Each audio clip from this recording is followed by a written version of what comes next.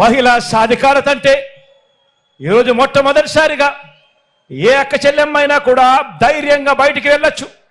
ఆ అక్క చెల్లెమ్మల చేతుల్లో సెల్ ఫోన్ ఉంటే చాలు, ఆ సెల్ ఫోన్లో ఒక దిశ యాప్, గ్రామంలోనే అక్క చెల్లెమ్మకు రక్షణ కల్పిస్తూ ఒక మహిళా పోలీస్ గ్రామంలోనే ఉంది.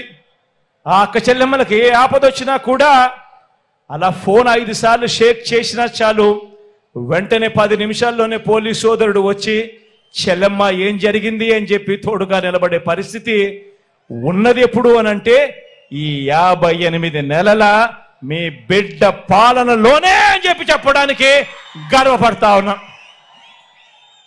మొట్టమొదటిసారిగా గ్రామాలలో ఎప్పుడూ చూడని విధంగా గ్రామంలో 4 అడుగులు వేస్తే చాలు, అదే గ్రామంలోనే ఈరోజు విలేజ్ క్లినిక్ కనిపిస్తుంది. అదే గ్రామంలో మొట్టమొదటిసారిగా ఈరోజు ఫ్యామిలీ డాక్టర్ ఈరోజు గ్రామంలోనే కనిపిస్తా ఉన్నాడు.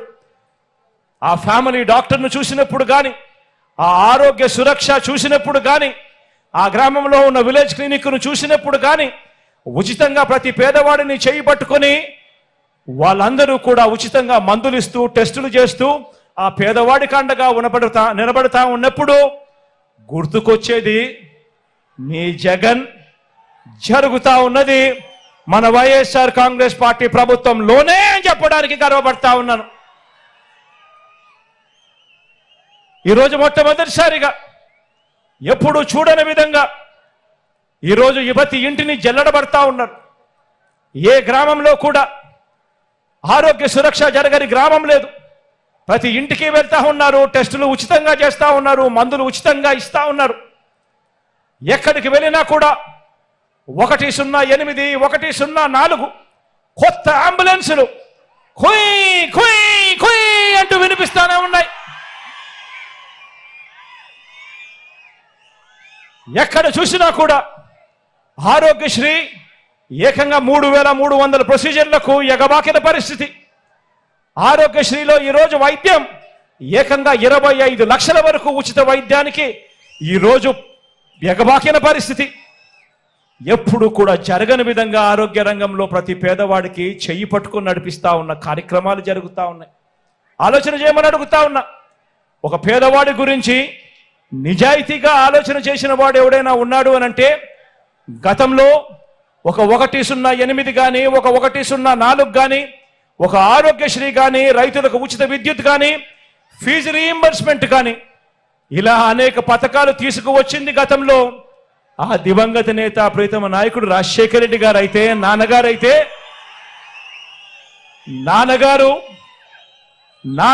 ఒక అడుగేస్తే నాన్నగారి బిడ్డగా మీ జగన్ 4 అడుగులు వేసి ఈరోజు పరుగులెత్తిస్తా ఉన్నాడు. ప్రతి పేదవాడికి తోడుగా ఉండే విషయంలో, అండగా ఉండే విషయంలో రాష్ట్రంలో ఎప్పుడూ జరగని విధంగా ఈరోజు రాష్ట్రంలో కొత్తగా 17 కొత్త మెడికల్ కాలేజీలు ఈరోజు నిర్మాణంలో జరుగుతూ ఉన్నాయి. ప్రతి జిల్లా కేంద్రంలోనూ కూడా టెరిషరీ కేర్ను ఇంప్రూవ్ చేస్తూ ఏకంగా అక్కడే సూపర్ స్పెషాలిటీ ఫెసిలిటీస్ తీసుకొస్తూ ఏకంగా కొత్తగా 17 మెడికల్ కాలేజీలు ఈరోజు రాష్ట్రంలో నిర్మాణంలో వేగంగా జరుగుతూ ఉన్నాయి.